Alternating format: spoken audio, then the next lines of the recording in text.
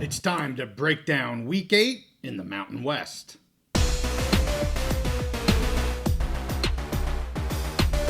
College football is in full swing, so we're back here on the Big Mountain to keep you updated. Hey, it's JY without Steve. He'll be back here soon to go over the Big Ten, but I want to go over Week 8 in the Mountain West. So let's first talk about the highlight game here of this weekend. Saturday night's game, UNLV traveling to Corvallis to visit Oregon State. Really good game here, closer than I had anticipated. UNLV the winner, 33-25. I had given them an ice cold lock at -7.5, so they did hit my ice cold lock, but just by the skin of their teeth. And boy, did it get close there at the end of the game. Oregon State here was the leader at halftime, 17-16, very even, very close first half. But as we've seen over the course of the year, UNLV making halftime adjustments. They always seem to come out even stronger in the second half, especially on the defensive side. I really appreciate the adjustments they make at halftime. They seem to become more aggressive in the second half, and my goodness, were they here in this game again. They outscore the Beavs 17-7 in the second half, moves UNLV here to 6-1 on the season, and of course, Friday night, the biggest game in the Mountain West this season, probably until the championship game, Boise versus UNLV in Vegas, Friday night, 10:30. I saw they're opening more seats. There's opening more parking. They are going to get as many people in Allegiant Stadium as they possibly can. Really looking forward to that. But let's get back to this game. Team stats overall were very close for both sides. But as I said, the UNLV defense really took control in that second half. And I'm going to give a shout out to the Beavs defense because, a lot of Beavs fans knows about the injuries that they've had. They know what happened to them a week ago, but they played really good ball here in this game. So Beavs defense, keep your heads up there with all the injuries that you have. You guys did a great job. And as I said, a late comeback effort here from the Beavs almost paid off to tie it up. So really close game, was a lot of fun to watch. I stayed up until the early mornings here on the East Coast to watch all of this. I was happy to do it. I'm going to be doing it again on Friday. So let's get to another game. A game we told everyone there was going to be very high scoring in this game. New Mexico Lobos versus Utah State Aggies. Ending score 50-45. We said hit the over, even at 77.5, 78.5, 79.5. I said I like both of these teams to be in the 40s. We hit that. We actually had one team hit 50. So 50-45, over 1,000 total offensive yards in this game. USU was actually up at halftime 38-20. I'm sorry, after three quarters, 38-29. But UNM comes back. They struggle in the fourth quarter here this year, but man, they had a great fourth quarter in this one. They outscore the Aggies 21-7 in the fourth. This is 3 straight games for the Lobos, over 50 points. Somebody on X said it's the first time in 108 years. I didn't check to see if that's accurate, but it sounds pretty damn good to me, so we're going to go with it. And I just got to give a shout out. We had Ricky Thompson here from the Pit Press on. He did a preview for this game with us, and he was spot on. I mean, he was only off the score here by a few points from each. I think he was 51-48 or something like that. So very, very close with his score. And of course, he picked the Lobos to win, and they did win. I just got to throw it out here. Dampier just continuing to look really strong. One of the best quarterbacks in the Mountain West. He had 2 pass touchdowns, 2 rush touchdowns. Sanders, running back, 14 carries for 75 yards. He gets 2 touchdowns. And then the homegrown kid, I mentioned him on the preview show, Wysong, 10 catches for 156 yards.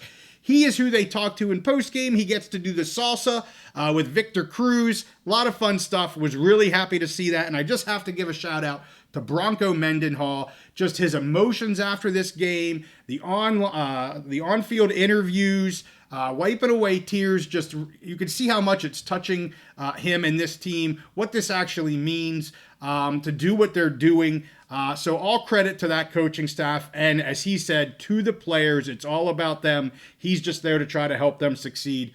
Just phenomenal stuff. I watched most of this game and did get to see the ending. I was really happy to see Broncos on-field interview there. Awesome stuff. And Y-Songs as well, given the little salsa. That was great. So let's get to CSU versus Air Force. A closer game than I expected. I did take the Rams to cover the 7.5. They just do it 21-13. CSU was up 21-0 after 3 quarters. They allow the Air Force Falcons to come back and score 2 touchdowns in the 4th quarter, made this much closer than it should have been. But we still covered here. We still hit my pick. I appreciate that. But I still struggle to figure this CSU offense out. I know they're without Horton. They do have turnover issues. Yes, Morrow, he finished with 20 carries, 132 yards, but he fumbles again for a lost fumble. That seems to be happening a lot. I just have to give a shout out to Goody. Unbelievable one-handed catch. If you guys can find if you didn't see it, if you can find a little clip on that sometime here after this video, you got to find it. It's a fantastic one-handed catch to the house. He finishes with 3 receptions for 103 yards, and of course that crazy touchdown catch. Boucher back at quarterback in the second half here for the Falcons. So they started another guy last game. He was out injured. He got injured during practice, so they bring, I believe it was Johnson, in to start this game. It wasn't working out for them. They bring Boucher back, who had started their first 4 or 5 games. He ends 10 of 25 with 1 touchdown and 2 interceptions. When they're down like that at 21-0, you've got to be able to throw the ball if you're going to try to mount a comeback, and it's just not what the Falcons do. They don't throw the ball well, but Boucher's the best arm that they have, so they got him back in there, and they made it close. Not to take anything away from them, they made it close. Last one I'll talk about here real quick, San Jose State versus Wyoming. I took San Jose State minus 11.5. It looked great until the very end of the game, and Wyoming gets a very late touchdown, I think 43 seconds left. Gillenborg gets a long bomb. I'm not really sure what the Spartans were doing there for my pick, but they're gifted a touchdown at the end of the game. The Pokes really should have been 24-7, and really San Jose State controlled most of this game. The Pokes weren't in it much at all. Eget played most of this game, although they did bring Brown in for a series. I'm still struggling to understand what in the world they're doing on offense with moving these quarterbacks around. You got to stick with a guy. Okay, he throws a pick or two. You got to let these guys build confidence because you're ruining your offense right now. Steve and I said that before. I firmly believe it. They're not scoring like they used to. You're ruining your offense by mixing these quarterbacks around.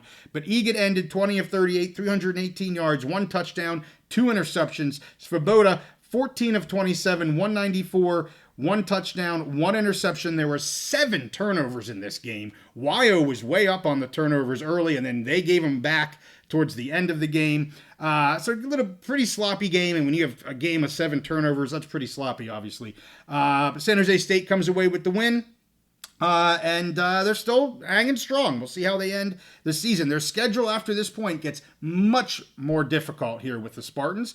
But, hey, they're a heck of a lot better than I thought they were going to be, so we'll see how they deal with that. A couple other games, Fresno 24, Nevada 21. I was able to watch this game. Good, close game. I did take the Bulldogs minus 2.5, so they hit for me. But a good, close game. Nevada, anybody in the Mountain West that plays Nevada is going to have a hard game on their hands. The Bulldogs getting back on the winning column here, so they're 4-3 on the season. But I know a lot of Bulldog fans are just a little disappointed right now. The other game, Hawaii 10, Washington State 42. Yes, I did take the points in the Rainbows, but Washington State says, no, we're far too good for that. And they blow them out by 32 points. So watched a little bit of that game. Looked a little close in the beginning. And then it just, Washington State material, everybody just does what they do, and it got away from them. So anyway, hey, there's our recap for this week. Of course, we got some big games coming up this coming week in the Mountain West, and we do our live pick episodes every Wednesday, 8:30 Eastern, 5:30 Pacific. I've got some great ones for this week. We'd love to have you online. or you can check it out after it posts on YouTube. With that, hey, make sure you give this one a like and subscribe if you like our content. We'll see you guys next time on the Big Mountain.